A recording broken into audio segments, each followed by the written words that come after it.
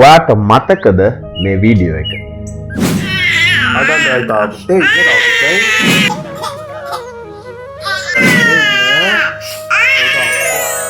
ඔව්, සිනුමි ඉමාන්ෂි.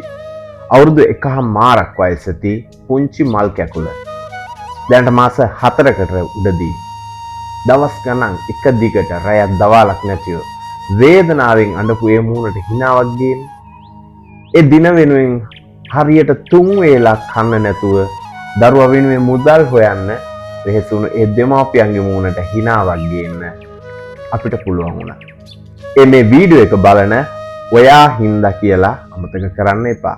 ඉතින් සියලු වැඩ හමාර කරගෙන ඔවුන් ඊයේ රාත්‍රියේ කටුනායක ගුවන් තොටුපළෙන් ලංකාවට ඇවිත් මෙන්න මේ විදිහට ඔයාලට ස්තුති කළා. මధుරේස් කැමරාත්ම මාත්‍යක පිළිකාරා මට පාරක් මුදව කරා.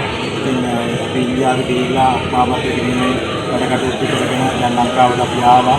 ඒ පිළිකාරා අපිට උපකාර කරපුවාම කෙනාටම ගොඩාක් ස්තුතියි අපි සිද්ධ වෙනවා.